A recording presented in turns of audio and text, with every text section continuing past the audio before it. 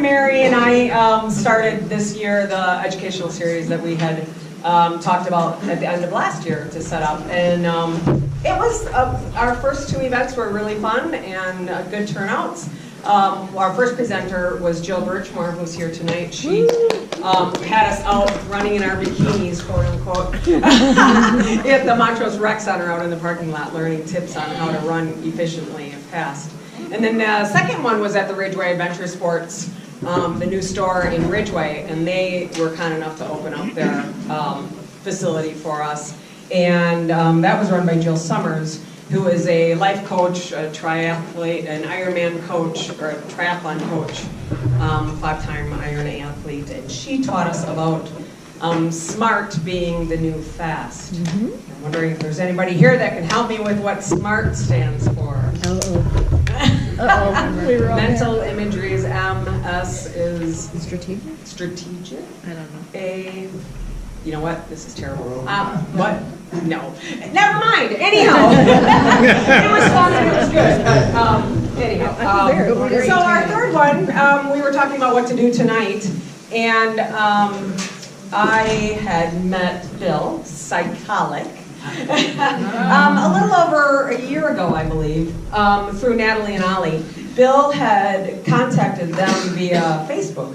He was coming into town to run a marathon, unassisted, in the Black Canyon. And he was hoping that someone from our running group or some other runners in the area might join him on that. Unfortunately, none of us did, but a friend from Denver came and did that. So anyhow, I was fortunate enough to meet Bill just after he did that. And he told us stories about, the runs that he'd been doing in the national parks, and I thought, oh wow, we need to hear more about this. So, a formal introduction. I'm a very formal guy. Okay, so Bill Psycholic is the founder of the National Parks Marathon Project. It's a full-time effort to run a self-directed, self-managed, self-measured 26.2 miles in all 60 U.S. national parks. Wow. When he read about the 100th anniversary of the U.S. National Park Service, Bill, he thought, what better way to experience the parks than covering them by running 26.2 miles in each one. He saw an opportunity to extract himself from the corporate world, promote the national parks, and encourage people to get out and move in nature. Over a span of 15 months, he ran 52 marathons in all of the national parks outside of Alaska. Bill is also a Roadrunners Club of America, certified level 2 running coach, and a Lydiard Foundation certified running coach. Here to talk about running a marathon in all 60 states, or in all 60 parks, mindset, fueling, safety, and gear. Please welcome Bill Psycholic. Wow.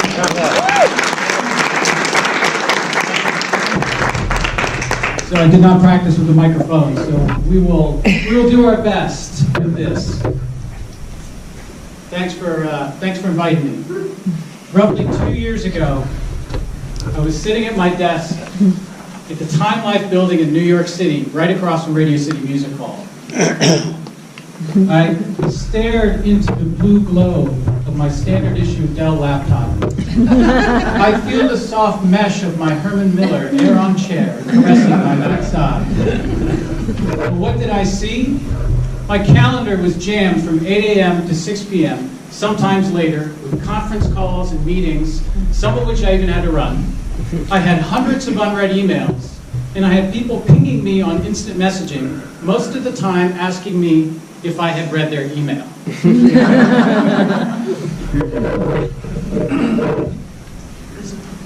I take a moment to look around at my cubicle walls, and I wonder why they're fuzzy. If you've been in a cubicle, they're fabric covered. And I just start to think, when was the last time I saw carpeted walls? It was that crazy uncle's 1974 Dodge van, one with the carpeting on the floors and the walls and the ceiling. Usually the one with the knight riding a unicorn airbrushed on the outside, along with the words "Love Wagon." We've got one here. And one right And my mind is wandering, ping! An Outlook reminder brings me back to the present.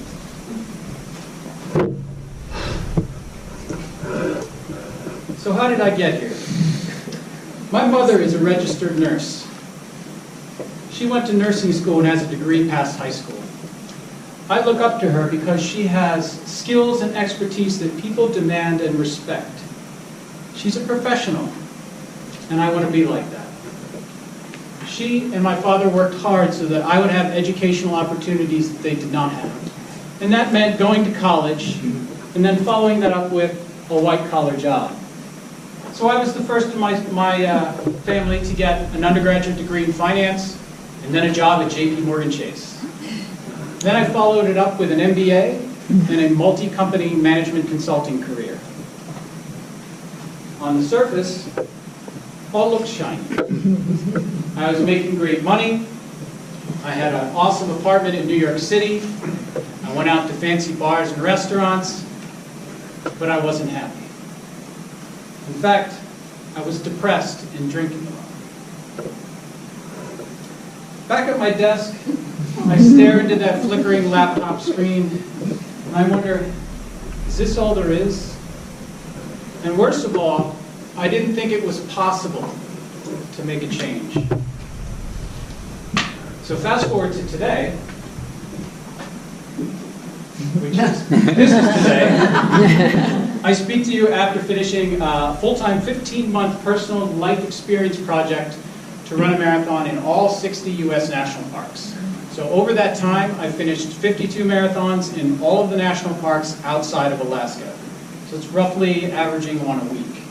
I drove 45,000 miles in my Subaru, passing through or stopping in almost all 50 states, including 2 islands of Hawaii, in the U.S. territories of the Virgin Islands and American Samoa, the national park in American Samoa.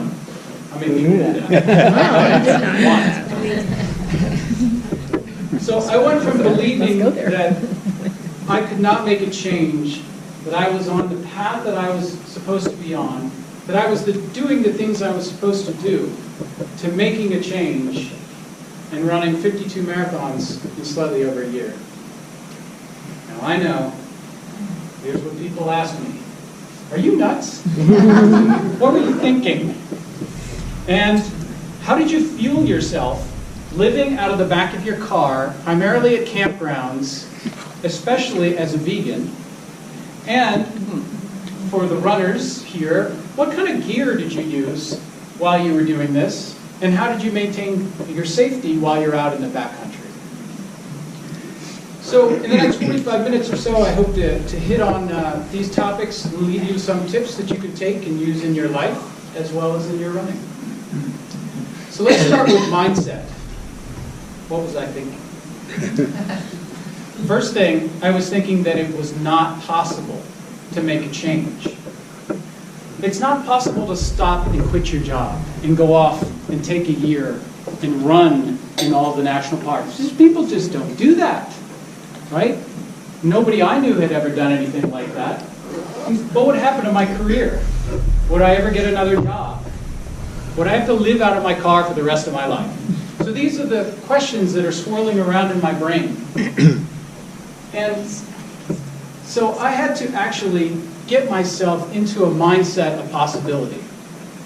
And for me, possibility is surrounded by action. And there are 4 steps. I'm going to walk you through those 4 steps right now.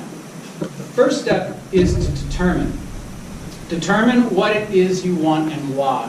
What change or what growth or what experience you want to have in your life. Take some actions to quiet your mind and figure out why you want that. So what I did is 2 things to figure that out. I was lucky enough to have the opportunity to go to a meditation retreat. And that's not for everyone, but what it helped me do was just sort of quiet the noise in my mind. Remember, I was living in New York City, so it's noise all the time. And after that, though, I set aside time quiet time every day and just thought about it. And you write in a journal, but doing it without distraction. No TV, no phones, no internet.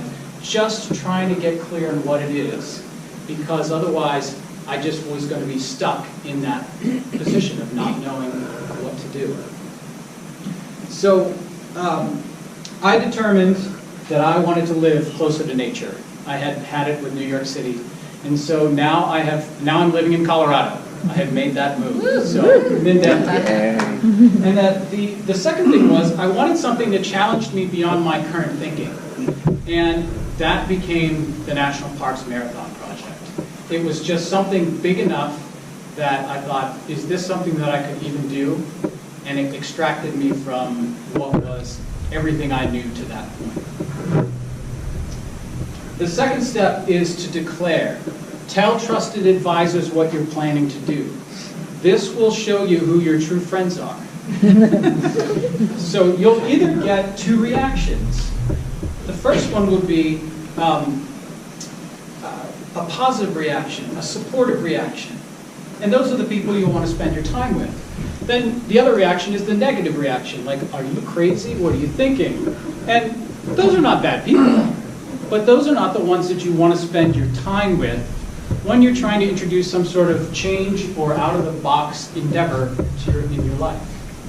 So for me, I got two reactions. The first one was, are you crazy? What will happen to your career? What do you mean you're going to live out of your car? You're leaving New York City. That doesn't make any sense.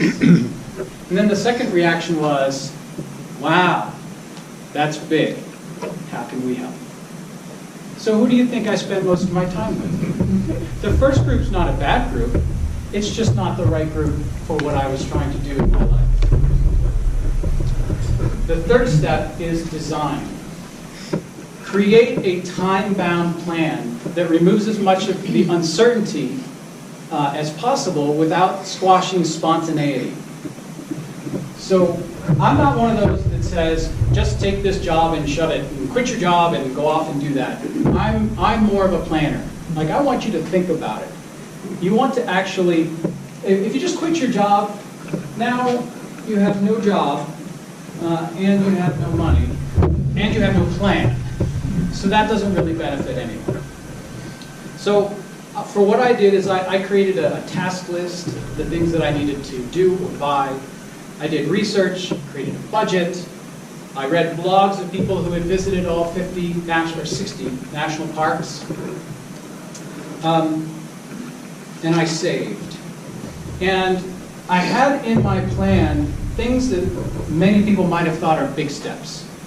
Quitting my job, buying a car, remember I lived in New York City, moving everything that I had left to my brother's house in Pennsylvania. But because these were just steps in the plan, I was prepared for them. And they didn't cause me as much stress as they would otherwise. The final step is the one that is kind of obvious, but I think a lot of people often fail at this. They don't actually take action. They don't do what they planned out to do. You do a lot of planning, but a whole lot of not doing. So do is a very important step. When it's scheduled in the plan, do it. You ever know anyone that's decided, they said they want to start a business, or they want to introduce some change into their life, or they want to go on this big, massive trip. The trip is a good one, right? You've probably met someone like this. They start planning out the trip. They know the off-the-beaten-path excursions. They know the best time of the year. They know the costs, the flights, the connections. They know the culture. They may have even started to learn the language, but they never go on the trip. You don't want to be like that. You want to take action, because that is the only way that you'll get growth in your life. And that's what happened to me. On the day I had it in my plan to leave New York City, I did. I moved what I had left into my brother's house, and I started running marathons 2 weeks later, as it was scheduled in the plan. And then ran one a week for almost a year. So, and here I am, embracing possibility at Sequoia National Park. For me, possibility is surrounded by action. Determine what it is you want to do and why. Declare that to others to get their support. Design a time-bound plan and then actually do it. This is, if you have, how many people have been to Sequoia? That's a pretty good number. It's a spectacular, spectacular place. So let's shift over to fueling. So here's what we're going to hit. Sort of, what did I eat day to day, living out of the back of my car, especially as a vegan, a lot of times at campgrounds. Where to get my protein? That's always the question that I get, and I'd like to throw out not only the answer to that question, but hopefully a little bit more about the whole protein question, since everything has protein on it. I think that this beer says extra protein. So everything is protein, but you don't need as much as you think. And then how did I fuel myself on my runs, was I would go out into the backcountry.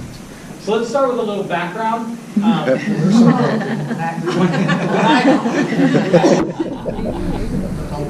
When I was growing up, my father worked for a meat company. We ate steak 3 to 4 times a week. And then we had hamburger, pork, chicken, and then rarely fish. It was a very meat-heavy diet. And I continued that into my adulthood, thinking that's what I needed to be successful and healthy. And yes, I even ate some of our friend here, not this guy, some of his brethren. And in addition, I didn't start running until I was 33, and I'm 47 now. So I didn't run in high school, I didn't run in college. I know there was a cross-country team or members here. I didn't play any sports that required running. I hated it. But I was living in Detroit at the time, and I wanted to get a little bit better shape. And I said, I'll mark off the bucket list, run a marathon. And I figured if Oprah could run a marathon, I sure should be able to run a marathon. So I followed the Hal Higdon novice marathon training program, which I'm sure many of you may be familiar with. And I ran the Detroit Free Press Marathon in October 2006. And I remember very distinctly getting across the finish line and then sort of catching my breath and thinking, oh, I can do so much better. And I was hooked. So as I was starting to do some more research about how to improve my running and training and nutrition, I came across some books written by some vegan athletes. Probably the most popular one is Finding Ultra by Rich Roll, but there are others, including Brendan Grazier's Thrive. And I don't mind experimenting on myself. So I thought, well, I'm already lactose intolerant, so I don't actually eat any dairy. So it would only be the meat that I would have to cut out.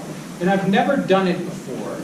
And if any of this is even remotely true, it might be okay. And if it's not, I'll just go back to the way I was eating before. Well, what happened was that I felt better. I had better digestion. I lost a little weight without even trying. I performed better as a runner. And the one thing that you read about in the books and the articles is that you recover faster once you go plant-based. And I thought this was the biggest BS claim of all. Like, how can that be? Like, maybe I feel better, but without eating meat, how can you recover from a hard workout? But it happened to me. Once I cleaned up my diet and started eating predominantly whole food, plant-based, I would go out for a hard run or a marathon or a track workout or something and be able to hit it harder again sooner. Either didn't get as sore as I used to, and usually the soreness didn't last as long, which was a complete and total surprise, despite having read about it in a lot of these books. So what did I eat as a plant-based athlete, living out of the back of my car, supporting a marathon a week? Let's set a little bit of a logistical stage here. That's my Subaru, and I have a Tepui rooftop tent that I used as I went from campground to campground, both private campgrounds and national park campgrounds like here at Death Valley. I didn't have a camp stove, one of the Coleman square camp stoves. I just didn't want to deal with the mess. So I had a jet boil stove that allowed me to boil water. I had a cooler in the back of the car for refrigeration back, might be there, I don't know. And just ice. So if the ice melted, I didn't have refrigeration until I could get to a place where I could buy ice again, which wasn't always the easiest when you're out at the national parks. So I had to be very mindful of what I ate and how I maintained it. So let's go real quickly through what I actually ate.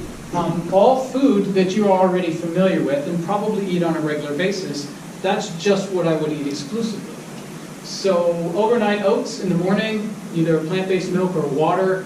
Eat it in the morning with agave syrup because it doesn't need refrigeration, like maple syrup does or other natural sweeteners. Lunch, I would eat what I call a salad sandwich. So I'd take 2 pieces of really good bread, like Dave's Killer bread or Ezekiel bread or Eureka bread, and some spinach, and I would take a big handful and I'd mash it down and like wedge it between the 2 pieces of bread and have a salad sandwich.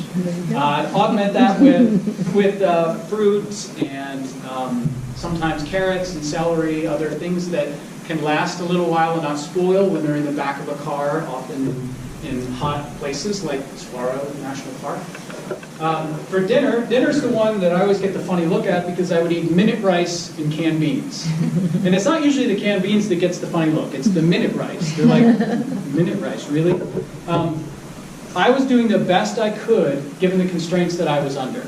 And minute rice is just dried rice. Granted, it's not as good as if you cook straight up brown rice, but it's hard to do in a jet boil or over a campfire. Like, it's hard enough in a rice cooker to get it right. So I would have that and augment it with more fruit, sometimes other canned vegetables, and whatever kind of condiment. I don't actually like, I like good food, but I can eat very simply quite often, so it doesn't take much for me to be happy, as you can see.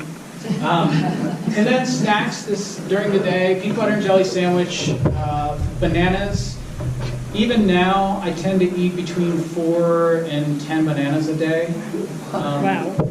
Just, if you take out, because I like bananas, and if you take out other snacks and you just replace it with a banana, all of a sudden you've eaten 4 or 5 bananas a day. It really isn't that hard, right? So, lots of bananas, carrots, apples, pears, other hard fruit, things that stay in the car, nuts, walnuts, and pistachios, and all sorts of good stuff. And an occasional energy bar, but the cost-benefit for that, because you're living on my savings at campgrounds, you spend $2 for an energy bar, you can get 3 pounds of bananas. So it's like, which would you get? So here's actually a short video of me making my lunch at the Grand Canyon. Now, I didn't have any spinach that day, but it's still sort of like a salad sandwich, and hopefully you can hear this. Lunchtime. Man, all that walking around has got me hungry. Let's see what we got in the old lunchtime sandwich. Onion and tomato sandwich with mustard. No, really, nothing to it. Lots of onion this time. What's better than 1 tomato and onion sandwich with mustard? 2 tomato and onion sandwiches with mustard. So that's what I eat almost every single day. Easy, simple, and provides the nutrition and performance that I was looking for. But I know you're out there thinking, where do you get your protein? So let's take a quick look at Crater Lake, and now we'll talk about protein. I usually answer the question that I get about where do you get your protein by asking how much protein do you need? And I have yet to get an answer from anyone. Occasionally a nutritionist will throw something out there, but no one really knows. They just seem to know that you're not getting enough, or getting more is better. Not always the case. So we're going to do a little math here real quick and talk about how you actually calculate the requirements for protein as well as for other nutrients. People know the recommended daily allowance. You're all familiar with that. Well, that's actually calculated on another number that the USDA develops. It's called the estimated average requirement. And what the USDA does is for all the nutrients that it tracks, it creates an average for the population. So whatever it is, half of the population would get enough and half the population would not. It's an average. The number that the USDA puts out for protein is 0.66 grams per kilogram of body weight per day. Okay? So that's on average. I'm about 150 pounds. So that means on average, if I'm right in the middle of the population, I should get 45 grams of protein per day. The recommended daily allowance is calculated on the estimated average requirement. What they do is they take that number and they add 2 standard deviations. So the resulting number, the number for that nutrient covers 98% of the population. So if you eat at the RDA for protein or anything else that's tracked, you have a 98% chance that you're getting enough of that nutrient to fulfill your needs. So you do the math here, it's actually 0.8 grams per kilogram of body weight per day. For me, at 150 pounds, that means at a 98% chance of having enough, it would be 55 grams a day. Now you all know what I eat. I kind of eat that way now even, so it's not like I changed it up a whole lot. So my breakfast was banana, a cup of oatmeal, and some almond milk. Lunch was the salad sandwich with maybe a handful of baby carrots. Dinner was minute rice and beans. And then snacks was 4 bananas and a quarter cup of raw almonds. And if you've ever eaten a quarter cup of raw almonds, it's like 6 almonds. Give me more almonds. So remember my targets, 45 grams per day is the average, 55 is the RDA for protein. If you do the math, I was getting 69.3 grams of protein per day without even trying. I had never calculated this before until about 9 months ago, as I was putting this together. And I never had any problems, so there was no reason for me to ever think about it. I just ate food. And I ate as much as I wanted, in essence. And so I was getting all the protein that I needed on this simple diet. Now there's another question that it's actually a myth that's sort of pervasive in nutritional beliefs right now, is that the protein that you get from plants is not of the right quality, or it's not sufficient to support your body. And this actually is unfortunately a myth that was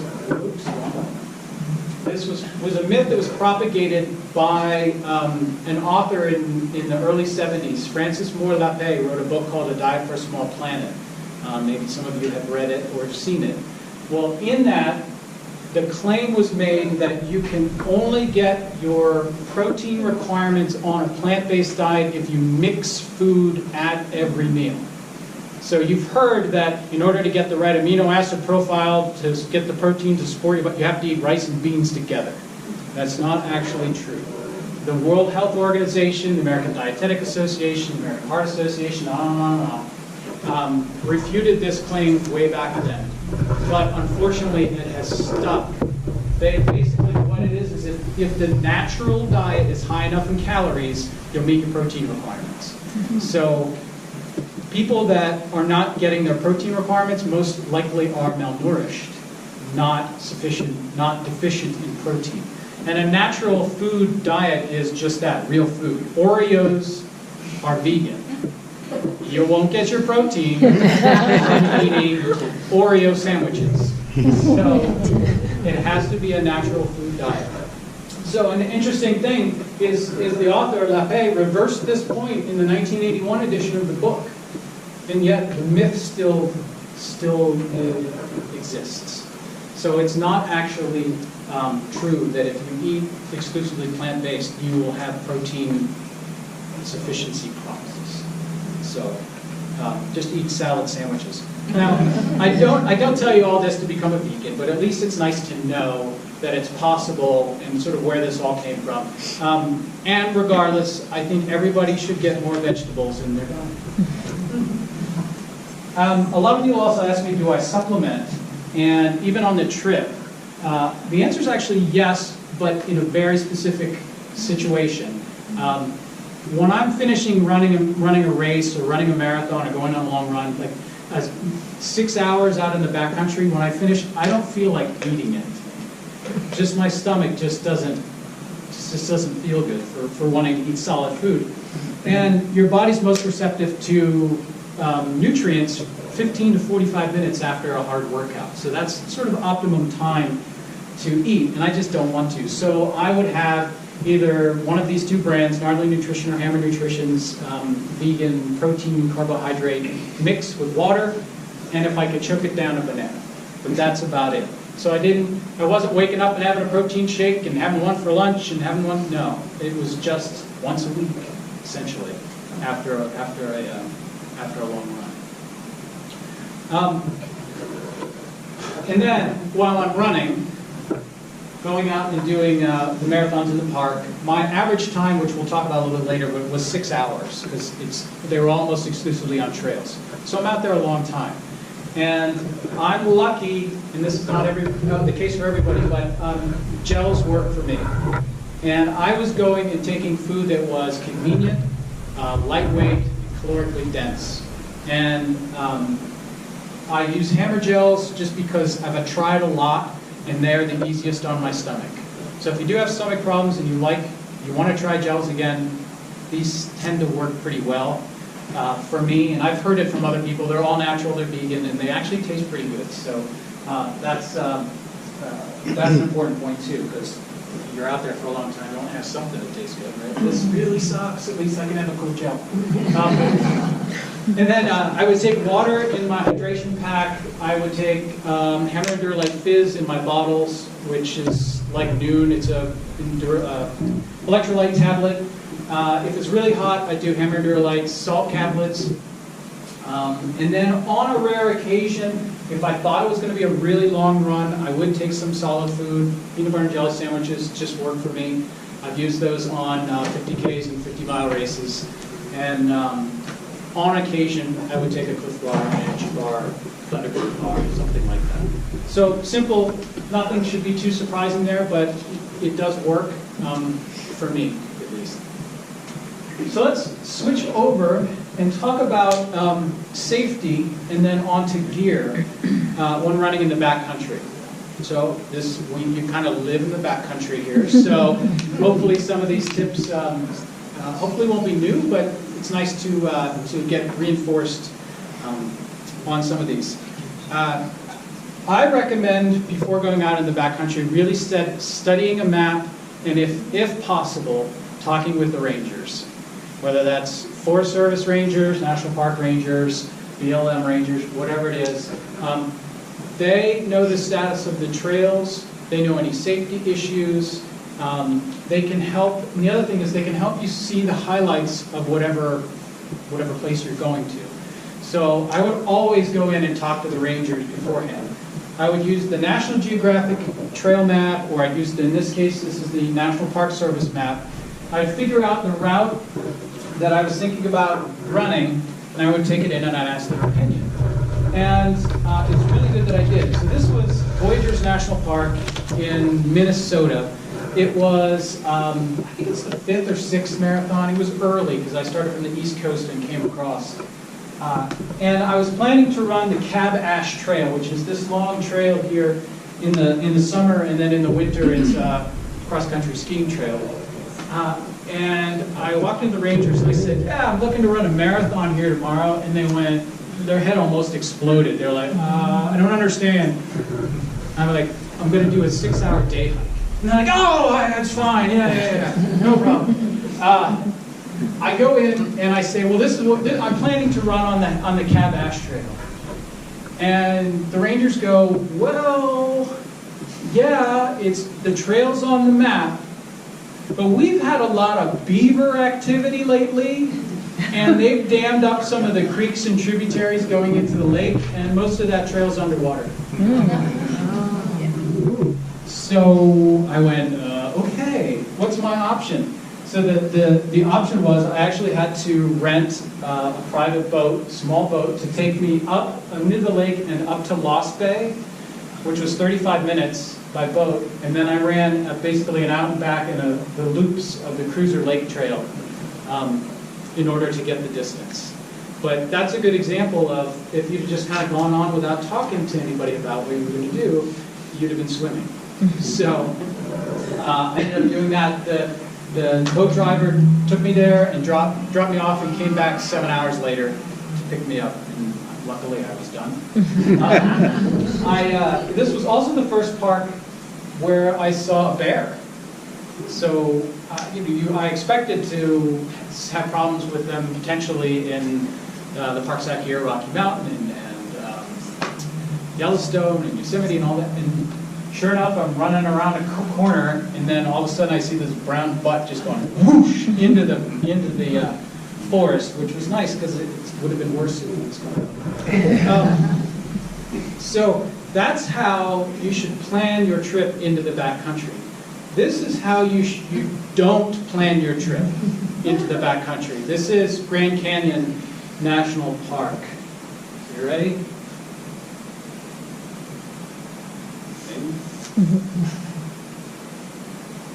Let's try this again. There, somewhere, I'll be running really fast. See, look, shooting up the north side. That's the plan. That part of that plan was correct. I did do South Rim to North Rim, but there was a little bit more planning involved there when I went in. I talked to the rangers about it. It was really hot, so I made sure I had enough water. But yeah, don't do it this way. Just don't do it this way. How did you measure your distances? I would use the National Geographic trail maps for the national parks, which actually gives you mile markers in between intersections. So I would figure out the route that I wanted to run, and then just add the distance up. I don't know if you heard the question. It was like, how did I figure out the route and the distance that I was going to run? So yeah, the National Park Service maps don't always have the distances, but the National Geographic maps usually do. So I just added it up. So let's talk a little bit about gear. My gear choices were almost exclusively about safety. I wanted something that was light, obviously, and durable, but I wasn't racing, so I wasn't as concerned about that. I wanted to make sure I was safe. You've been out in the backcountry here just as much as in national parks. There's no cell signal, there are no aid stations, there's no crew. I was completely self-supported. And there were plenty of times where I'd run 26 miles, 6 hours, and not see anyone. Sometimes not even at the trailheads. Once you're out, you're on your own, and you better be able to maintain yourself. So I carried the Solomon Trail 20-liter backpack. I wanted something that had enough room in it to be able to carry the safety gear that I needed to take with me. Change of clothing, and some of the other items here. I wanted it to be able to carry a 3-liter hydration bladder. So HydroPack makes a 3-liter hydration bladder in addition to 2 ultimate direction bottles. So this pack, you can slide it's one of the few that would take a 3-liter bladder, slide it in the sleeve, and then put the bottles here. And you're probably sitting there going, man, that's a lot of water. Don't you have a water filter? Like, that's 4 liters of water between the 3-liter bladder and 2 bottles. And the answer is, yeah, I do have a water filter. But like I was saying about determining the route, I would always go in and talk to the rangers. And enough times early on in the trip, I would talk to the rangers about water on the route I was considering running. And enough times they said, yeah, there are some creeks or streams or things that may be near the trail or potentially cross over the trail, but we can't guarantee that they're running. So it's either too early in the season where there's not enough snowpack melt, or it's too late in the season and they've just dried up. And one of my biggest concerns with going out on my own was dehydration. And so I just said, I want to be able to carry as much as I possibly can. So without the safety gear, the 4 liters of water is approaching 10 pounds. So my pack was usually between 9.5 and 11 pounds, depending on what I had. And speaking of other stuff that I would take, who got the emergency bivvy last night? Yeah, there you go. So one of the things I think is a really important piece of kit to have, and it's insurance. Basically, you hope you never have to use it, but is an emergency bivvy. It's basically a space blanket sleeping bag. So if I was going to get injured and have to spend the night on the trail or several nights on the trail, and if it got cold in the evening, in addition to the appropriate clothing, I took an emergency bivvy with me. They're like $12. They're not that expensive. They're not very heavy. It's worth the safety to have one of these with you. Did you ever have to use it? No, probably not. That's because you had it with you. Yeah, if you carry it, well, there was a couple times I got dehydrated, so even though I took 4 liters of water, I still had some problems. This is a really good piece of kit. If you're on your own and you get hurt, twist an ankle, do whatever, you can't get out before dark, you should have that. Simple first aid kit, nothing special here, just the basics. I'd also put a lighter in here and potentially some kindling in the event that I needed to have a fire in the evening. I don't have it on. I meant to use it as a prop, but pretend I have the Sunto Ambit 3 Peak GPS watch on my wrist. I chose that watch specifically because it has a track back capability, also safety minded, that if I got off trail or I got lost, you can put it in track back mode and actually follow the map and it will bring you back to where you started. And so regardless of whether you use it to go all the way back to your car or you use it just to get back on the trail, it's still a nice backup plan in the event that you get off trail. So not every GPS watch does that. A lot of the higher end ones do, and so I splurged and made sure I got a good one. I take trail maps with me. That's kind of a given. Bear spray when necessary. I actually ran Grand Tetons. I ran with bear spray. Glacier. Just keep it in your hand, and again, hope you don't have to use it. And then it's not a piece of safety kit, but everybody asks what shoes I wear when I'm not in my Somme footwear. I wear the Ultra Olympus 1.5 trail shoes. I was lucky that in over 1,400 miles run, almost exclusively on trails, I only fell twice. The first time I fell was Wind Cave National Park in South Dakota, which everybody goes to the cave, but they have herd of buffalo and pronghorn, and it's a spectacular place above ground. Both times I tripped and fell was on flat ground.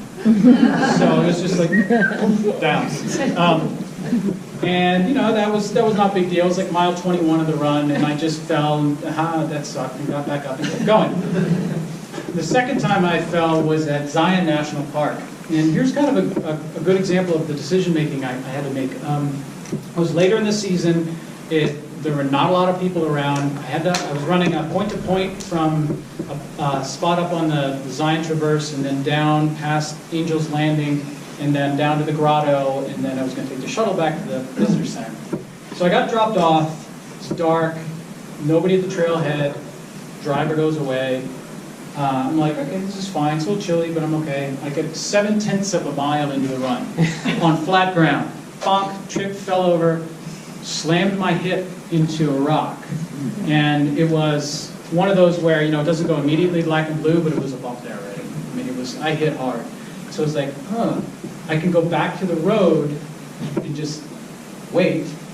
And there was no guarantee because of where I was that anybody was going to come by. There's no cell signal or anything like that. Or I could just suck it up and run another 25 plus miles. And I've had bruises before, and it tightened up and then loosened up, so it was fine. But I actually actively thought about it. I was like, I might have to go back. I said, I walked a little bit, it felt okay, and I went on from there. I did see people later at Zion, just because it is so popular, but there wasn't anybody in the first thing in the morning. I did have one other, also at Zion, I had another injury, which is the reason that you want to keep a first aid kit with you. It's luckily the only time that I had to use it.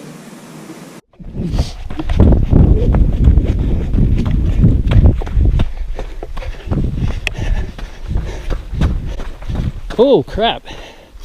Wow. Look at that. Whacked my finger on a rock earlier. I just thought it was a scrape. Look at that. All right, we'll stop here for a second.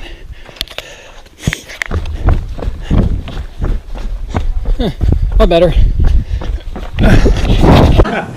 What you couldn't see on the watch is that was about 5 hours. It was 4 hours and 51 minutes. So that was actually, and this is near Angel's Landing if you've been there before. What I did is I was running next to the rock wall, and I just clipped the wall as I was running and scraped the top of my knuckle off. But yeah, it looked worse than it was. But it was better than having a Band-Aid. Was nice rather than just bleeding all over my pants and everything, shorts. So what happened overall? 51 marathons in 15 months plus one. So I have to figure out how to couch this, but at the time I finished the parks in the lower 48, U.S. Virgin Islands, Hawaii, and American Samoa. There were 59 U.S. national parks. But in March of this year, Congress passed the act to create the 60th national park, which is Gateway Arch National Park in St. Louis. And so I have since run it was 16 laps around the arch to get a marathon. Well, that was going to be my question, was what do you do in those tiny little parks? Yeah, that are in Washington, D.C. and It's coming up. Oh, well, I tell you what, it's not in my presentation, but that's a really good question about the National Park Service. They actually confuse people. So there are 417 national park units. And there are only 60 national parks. So national recreation areas and national battlefields and national monuments, those are all managed by the National Park Service, but there are only 60 national parks. The distinction is all of the other designations besides the national park can be created at the directive of the president. National parks have to be passed by Congress. So they are operated the same by the National Park Service, but theoretically the national parks have a little bit more protection because in order to change them you'd have to pass another act of Congress. Whereas, as we've seen with Bears Ears and Grand Staircase Escalante, technically the other designate can be changed at the directive of the president. So expanded or contracted in that case. So that's the difference. Yeah, I didn't run laps around the Washington Monument, but I did run one place that was pretty close, so you'll hear about that in a second. 1,400 miles, run almost 200,000 feet of elevation, which was on average 3,800 feet per marathon. Wow. So, as I said, this is why it took 6 hours. No major injuries and no illnesses. You saw my major injury. The little knuckle scrape there. My average time across 52 marathons was 6 hours and 11 minutes.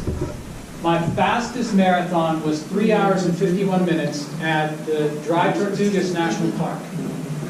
So Dry Tortugas is about 2.5 hours by boat south of Key West. And most of the national park is protected marine area because there's a reef out there. But there are a couple small islands. One of on the largest island, the largest key, is Fort Jefferson. Fort Jefferson is the largest brick structure in North America. It has 16 million bricks. And as sometimes happens with military gear, by the time this was almost functional, the armaments on the ships had advanced so much that brick wasn't a deterrent anymore. So it was never really used as a fort. Now it's the visitor center for the national park. And when you look at it and you kind of see it here, it looks like a fort, it looks like a castle. There's actually a moat. And so this moat, this area here, goes all the way around the fort. And this little piece of ribbon of concrete here is the moat wall. And now it's a walking path. And it's 6/10 of a mile around. And it's the only place to run at Dry Tortugas National Park. So I had to do 44 laps. But don't worry, I did 22 laps in one direction. Totally different. Totally different. And I like to use that as an example. This kind of harkens back to what I talked about at the very beginning. So if you want to do something, you figure out a way to do it.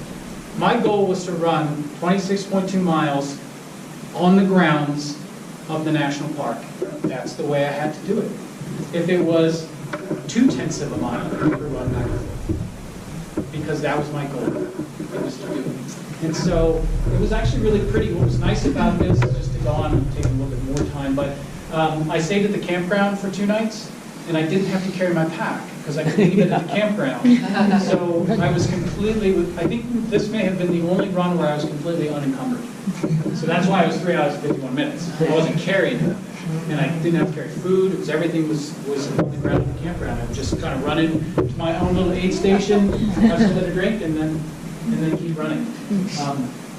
And the crocodile is probably, if you've ever been there, the crocodile is like right here. Saltwater crocodile that hangs out there.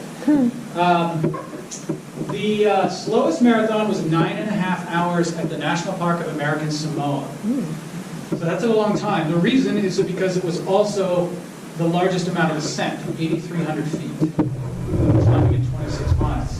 It was a 13.1 mile loop that I did twice, and I got caught in a 2.5 hour rainstorm, and the trail had steps and ladders and ropes because it was so pitched. So it was a lot of fun, but man, it took forever. Wow. And then the least amount of descent is Congaree National Park in South Carolina. If you're looking for a flat one at the national parks, there it is. There is more elevation. Really? According to my watch, at Dry Tortugas than there was here. It must be something like that. So the choice that I made allowed me to visit some spectacular places. This is North Cascades National Park in Washington. It's a little hard to get to. It's one of the least visited national parks in the lower 48 states. It has the largest amount of glaciers that remain in the U.S. within the boundary. Lassen Volcanic National Park is one of my favorites. It has active thermal features like Yellowstone, but not nearly as many people. And you can see all 4 volcano types in the boundaries of Lassen Volcanic National Park. And where is that? Cool. Where is it? California. Sorry. California has the most national parks of any state. We have 9. And then National Park of American Samoa, I just talked about. I had never been out to the Pacific, and I didn't. You lose a little bit with the projector here, but I never imagined the water to be that teal blue. It is just breathtaking. And this is such a sort of small, lightly inhabited sort of remote area that it was just spectacular. Hopefully you have all been to Great Sand Dunes National Park here in Colorado. One of the ones that was just kind of mind-numbing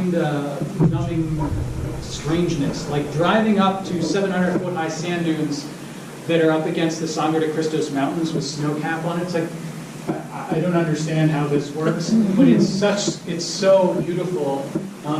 It is not fun to run. Unless you like sand, it is not fun to run, but it's a beautiful place. And my favorite of the 5 national parks in Utah is Canyonlands. It's the second least visited of the 5, and I think it's the most amazing of all of them. And particularly as a runner, this is what you're running on. You're running on these uneven rock formations, and it may look slick, but it's not. It's like grippy sandstone, and so you don't run the risk of falling. You really have good grip. It's like nature's parkour. It's so much fun to run. So let's talk about the 8 national parks I have remaining. They are all in Alaska, and I am planning to do that this coming summer.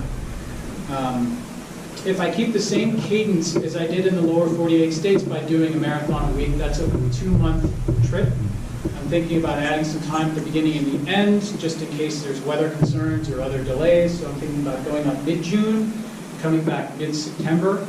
And here's where I would love your help. If you know anyone in Alaska that you could introduce me to, I'd like to just pick their brain about logistics and just the terrain there. The people that I have spoken to say it is completely different. You know, as remote as you are in a national park here, that's the whole state. So it's a lot different planning, gear, timing. 4 of the national parks in Alaska, you need a bush plane to get to. And once you're there, they don't have established trails or roads. So it's going to be a bushwhacking navigational exercise as well as sort of a running trip through the parks. I'm also looking for people who want to go, because as long as you're slower than I am, the bear will get you first. But I love people that want to go. You don't have to go for the full 2 to 3 months. If you want to go for a week and see one of these national parks that you've always wanted to see, either come as a runner or come as a crew, because if you're going to fly into a national park, the plane leaves, right? It doesn't just kind of wait around for you to do an 8 or 9 hour marathon. It goes and comes back. So that means different crew responsibilities, different logistical needs, different kinds of, like, who's gonna really like watch the food and stuff to keep the bears away. So there is a little bit more to Alaska than just kind of driving up to the visitor center. The good news, though, is the food that you're going to have with you is not that appealing to me. I don't know. Hammer Nutrition makes a huckleberry gel. So it might be the other way around. So, and then just real quickly, I wanted to thank Thunderbird Bars. I'm now a brand ambassador for Thunderbird Bars. I like them because it's all single ingredient, real food. So they were gracious enough to offer everybody a free bar. So hopefully, if you didn't get one on the way in, please take one on the way out. If you look at the ingredients, there's no, right there on the table. No added processed sugar. There's no things like soy protein isolate, which I haven't ever found a soy protein isolate tree. So real good food. You can use them just as meal replacement or whatever, or take them when you're out running. They're good stuff. So thank you, Thunderbird. Now, this is 2018. My mother, who I look up to with respect, admiration, and love, died in 2008 at the age of 61.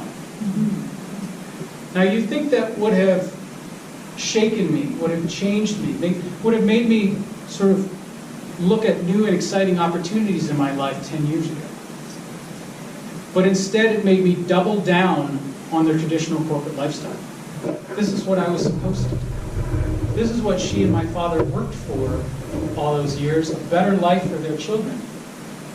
If I wasn't happy with the situation, there must be something wrong with me. And worst of all, I didn't think it was possible to make a change. It took me some time to realize, my mother never said to me, you need to become a management consultant. You need to get an MBA. You need to have lots of shiny things. Sure, she didn't want to see me struggle financially like she and my father did, but she also didn't want to see me unhappy. So I thought I would let her down if I wasn't successful in the traditional corporate sense. But what I realized is that I was letting her down by not bringing that which brings me joy, not being around people full of love and adventure like all of you, and not getting the most out of my life. You hear it so many times, it's almost cliche that someone makes a big change in their life after a near-death experience, or significant illness, or loss of a loved one. But I'm an example of someone who did something out of the box and changed his life without an external event driving. And I think you can too, if you want. So if you didn't catch it through my talk, I want to revisit the 3 questions from the beginning. Are you nuts? What were you thinking? What I was thinking is that I had to put myself in the context of believing in possibility through determining what it is I wanted to do and why, declaring it to others to get their support, designing the time-bound plan to make it happen, and then actually taking action and doing it. What did I eat? For a marathon a week, living in a car in campgrounds? A simple plant-based diet can fuel high performance. And then what gear and safety did I use? Safety-focused quality gear. I took care of it. And here's the most important thing.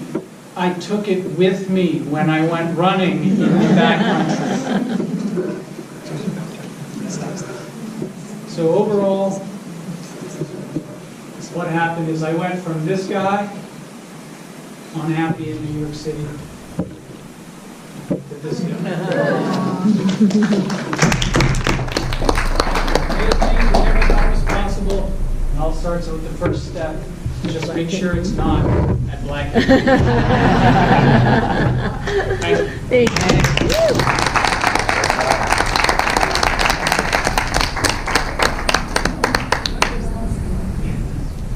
you.